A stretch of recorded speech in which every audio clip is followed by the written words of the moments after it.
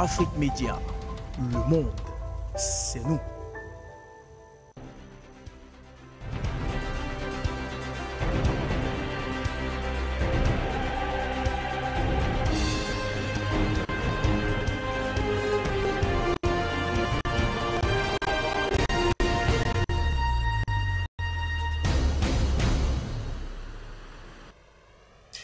Mesdames, bonsoir. Monsieur, bienvenue à cette édition du Journal africain sur Afrique Média Télévision. L'édition de ce 25 août 2022. Au sommaire donc de ce journal, nous revenons autour de cette visite, sinon la seconde du genre, sous l'exercice donc de la 5e République du président français Emmanuel Macron. Une visite, dit-on, placée sous le signe d'une visite officielle et d'amitié donc à Paris. Il s'agit des relations donc de raviver les relations franco-algériennes. On pèse ces mots quand il s'agit donc de décrire le déplacement qu'effectue Emmanuel Macron en Algérie les 25 et 20 du 25 au 27 août. Après une brouille de plusieurs mois, et bien, les deux capitales considèrent ce voyage comme une première étape, on va dire, d'un retour visiblement à la normale. On fera le point avec notre invité Gamal Abina, internationaliste, pour tenter de comprendre les enjeux de cette autre visite du président français Emmanuel Macron. Au sommaire de ce journal africain, au Burkina Faso, le Premier ministre remet en question le partenariat avec la France. Ce dernier a d'ailleurs déclaré mardi soir que le Burkina Faso se réservait le droit de diversifier ses partenariats, quitte à froisser donc ses partenaires historiques, soulignant qu'il y a des questions à se poser sur le partenariat avec la France. Eh bien, ce dernier semble visiblement se pencher vers la diversification des partenariats, surtout militaires, avec la Fédération de Russie, au regard des résultats satisfaisants et probants observés du côté du Mali. On fera le point avec notre invité Israël Lompo dans le cadre de cette édition du journal africain. C'est tout pour la vitrine, les détails dans un instant.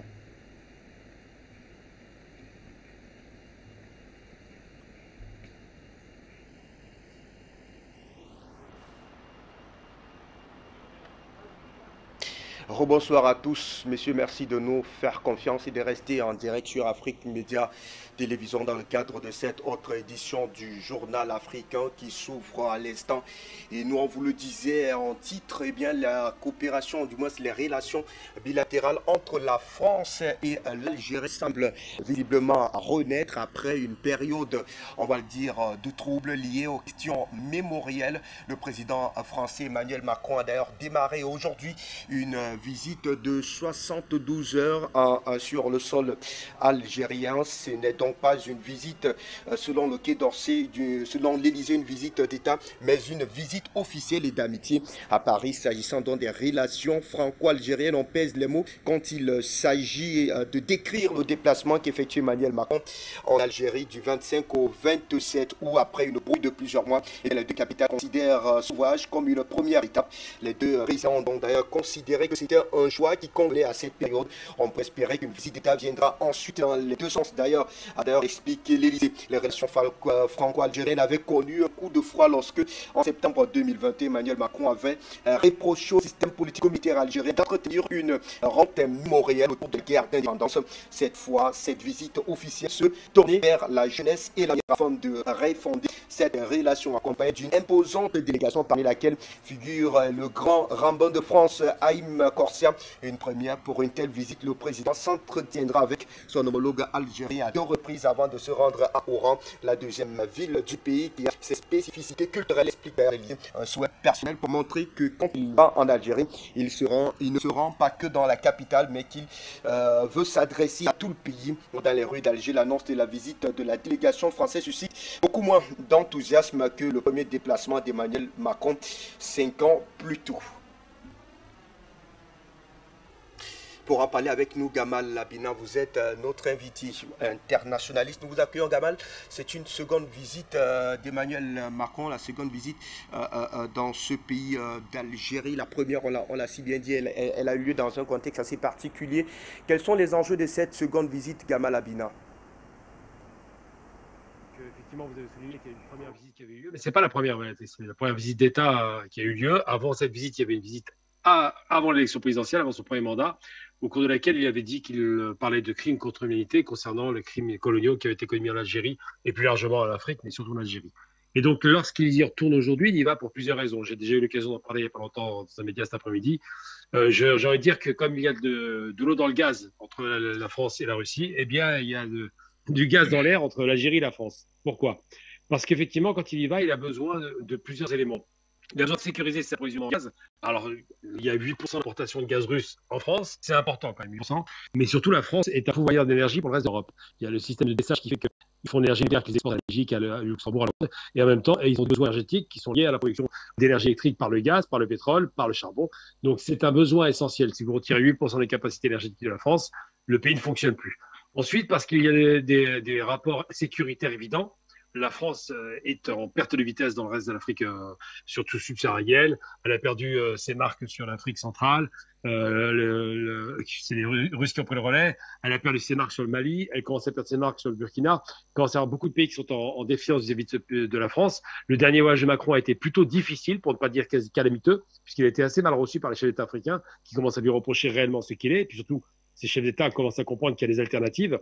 Et tous ces éléments constituent des raisons pour lesquelles Macron va en Algérie. D'abord, la sécurité énergétique, la sécurité évidemment sahélienne, donc la sécurité des approvisionnements français par le fameux, la principale source d'approvisionnement, c'est Niger. Donc, ils veulent sécuriser ça. Peut-être un rayonnement de la France qu'ils espèrent maintenir malgré tout, même si la France est en perte de vitesse.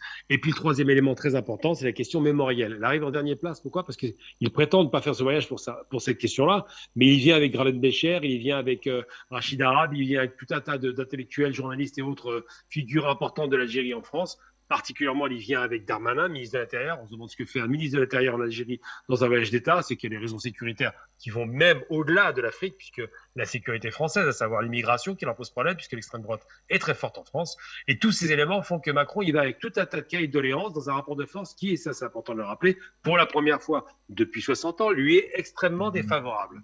C'est-à-dire que Macron arrive là-bas en demandant des choses. Il n'est plus en mesure d'imposer ou de dire vous faites ceci ou cela. Par exemple, il parle aux Algériens pour leur dire faites l'intermédiation avec le Mali, puisque l'Algérie s'entend très bien avec le Mali, avec les dirigeants maliens, pour lesquels elle ne donne pas de leçons de démocratie ou ce genre de stupidité. Il vient pour demander à ce que l'Algérie garantisse peut-être la sécurité dans le Sahel. Ils ont déjà demandé ça à plusieurs reprises, mais la dernière fois, il y a une reculade de l'Algérie par rapport à la France, c'est qu'ils ont interdit le ciel aérien algérien. Les avions français ne peuvent plus passer par l'espace aérien.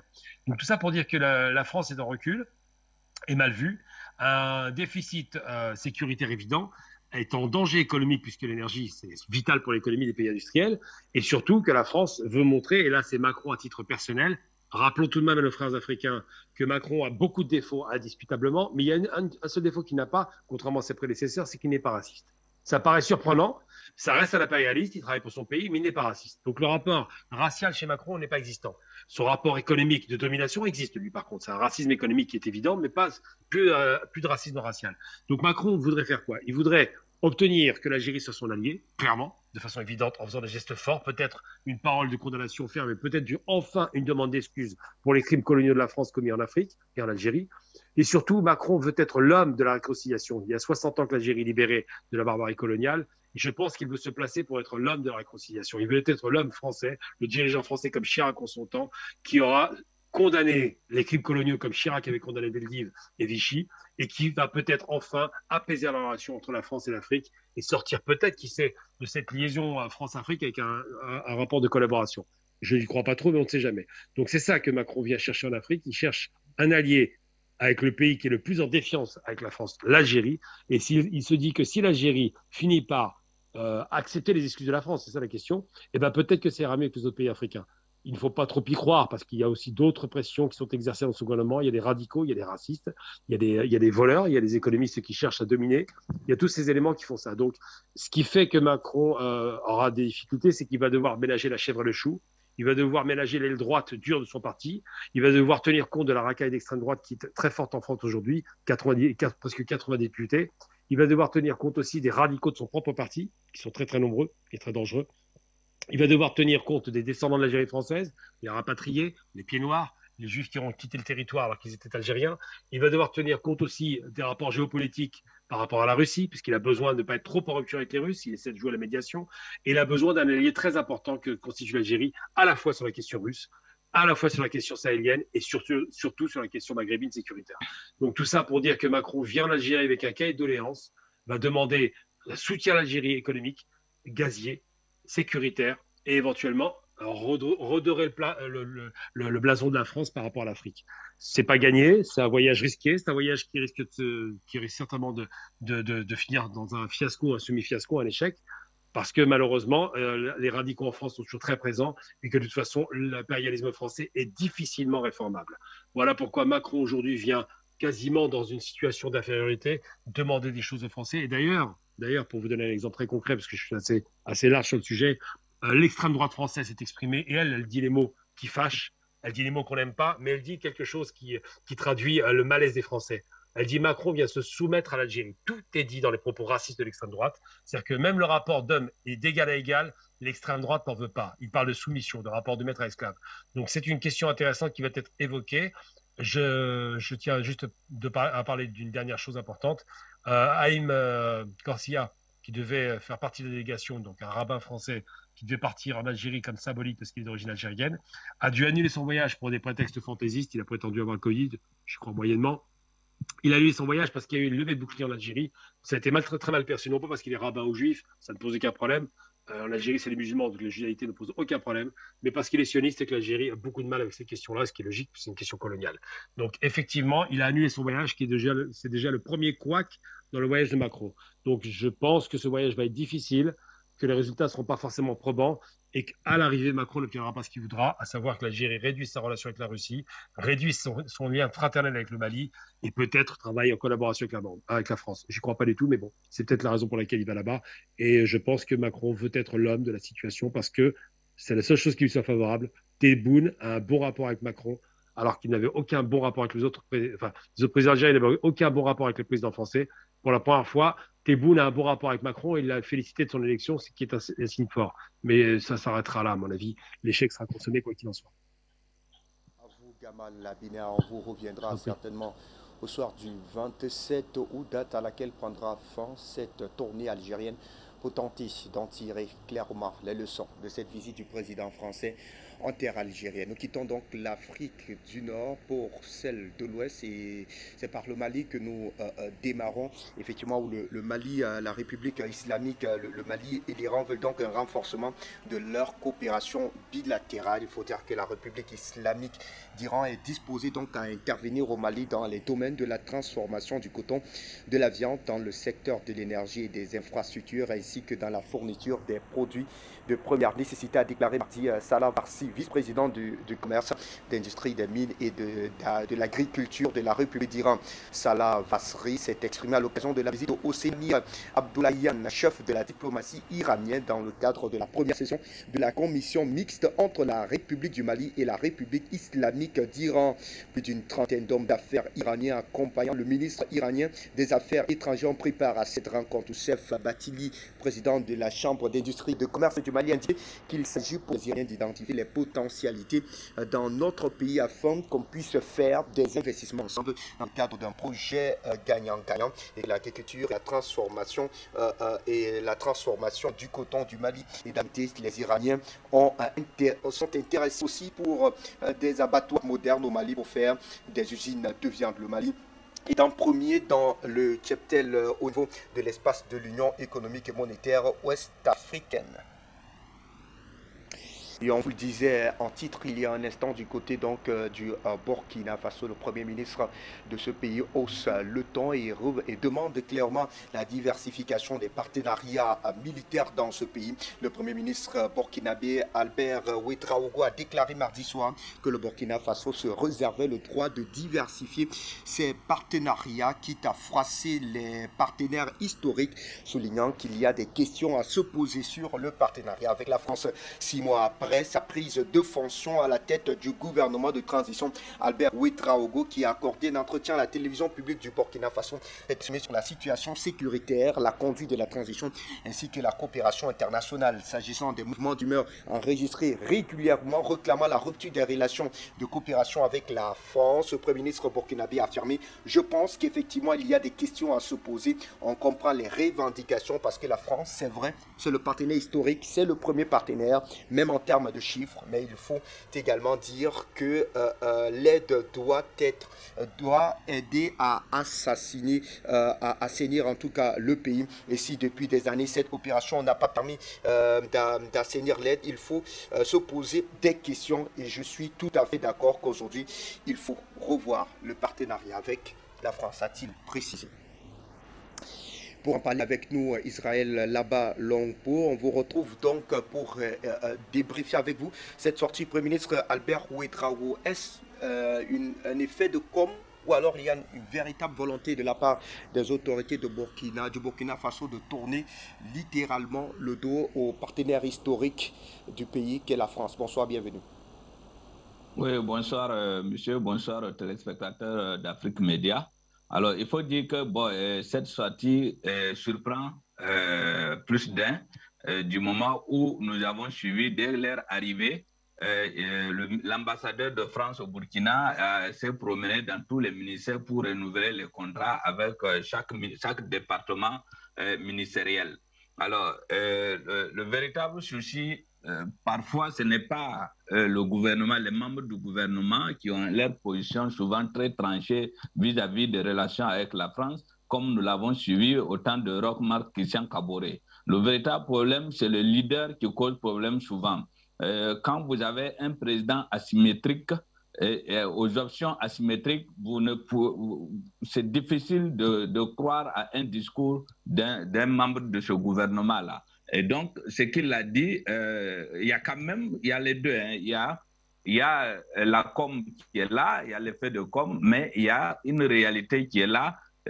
Jusqu'à aujourd'hui, ils n'ont pas signé un accord avec la France qui permet à la France d'implanter une force d'intervention militaire sur le sol burkinabé de type Barkhane. Alors là, déjà, comme le Niger l'a fait. Alors là, nous pouvons dire que effectivement, le Burkina respecte cette logique-là qui consiste à ce qu'il n'y ait pas de force d'intervention militaire étrangère sur le sol burkinabé. En ce qui concerne donc la diversification des partenaires, bon, c'est un vieux chant que le président Roch-Marc Christian Kaboré a toujours chanté. Ils sont venus également.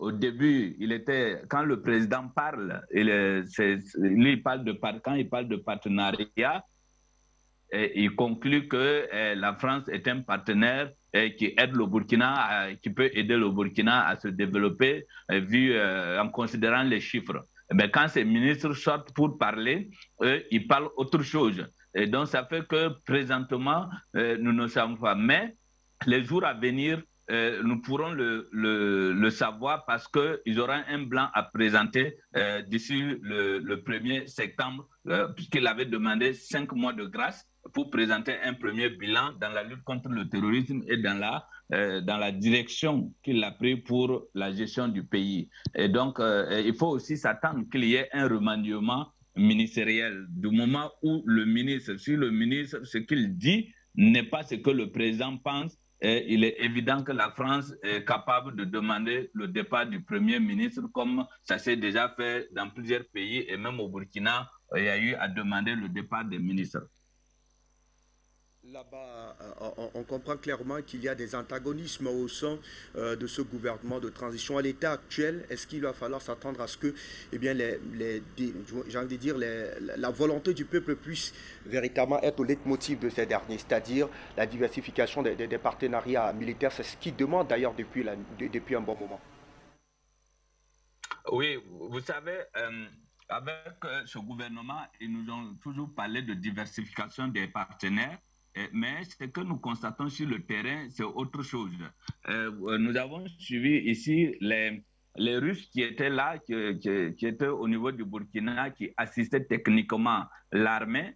Ils étaient en fin de mission. La mission n'a pas été renouvelée. Le président les a décorés et ils sont rentrés chez eux. La mission n'a pas été renouvelée, alors que c'était l'occasion pour permettre au président d'affirmer son choix de diversification donc des partenaires. On ne peut pas aujourd'hui, alors que pour la France, lorsque la mission est arrivée en terme, ils ont renouvelé automatiquement.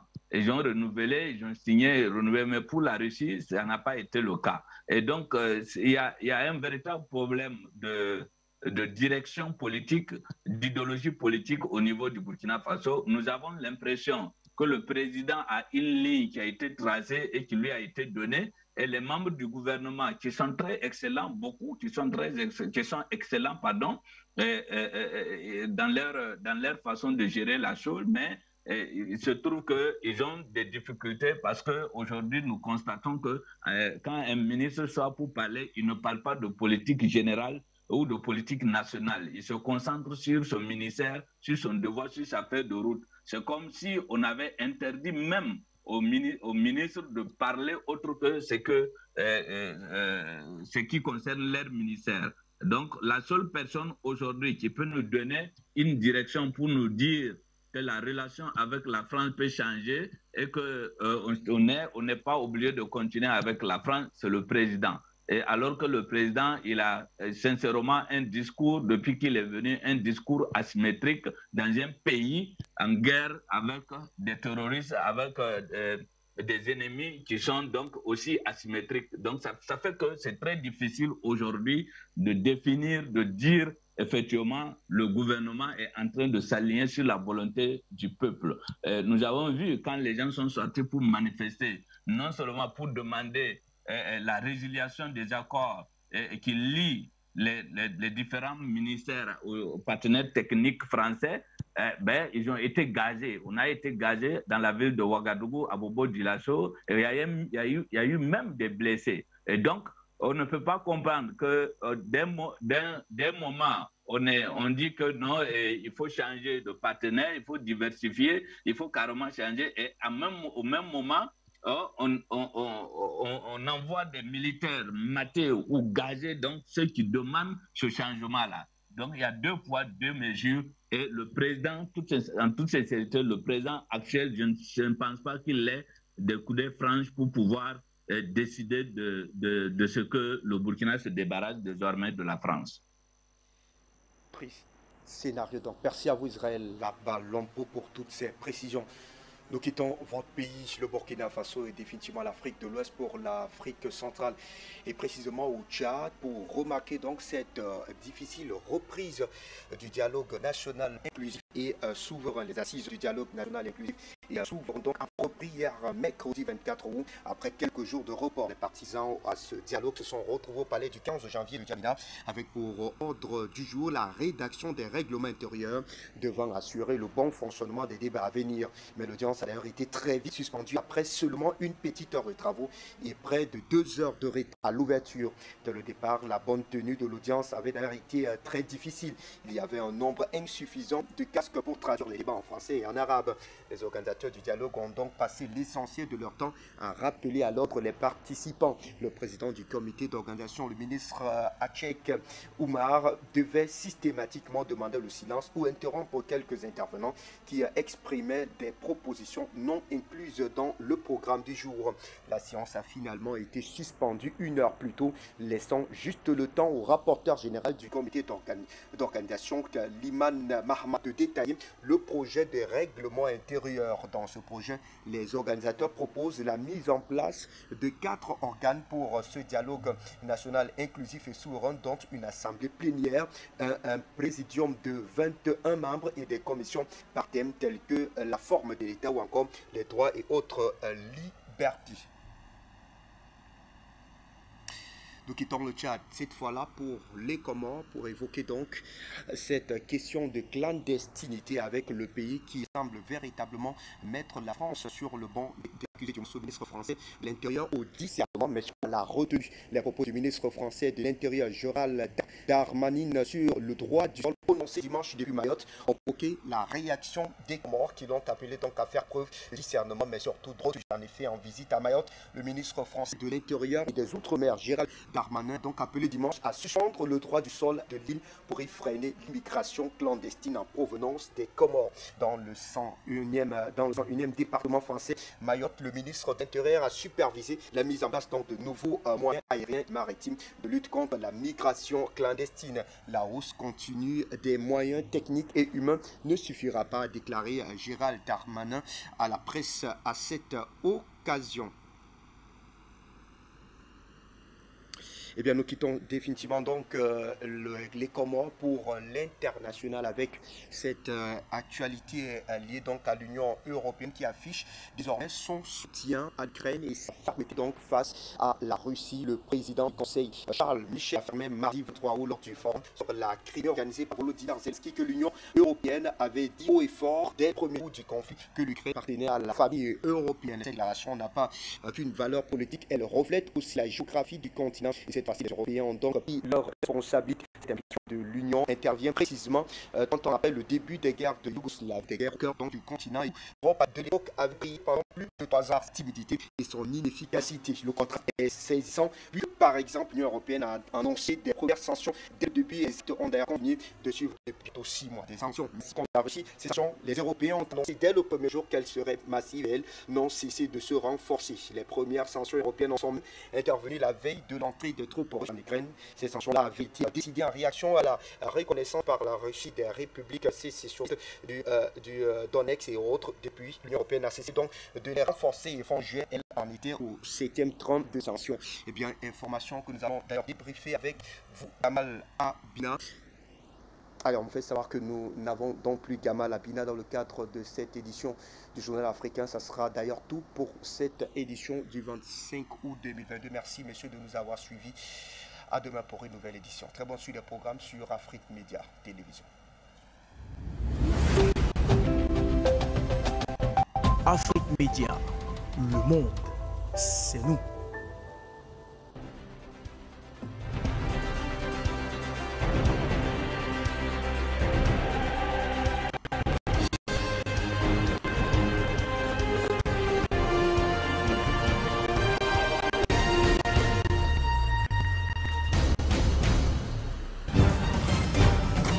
Afrique Média, le monde, c'est nous.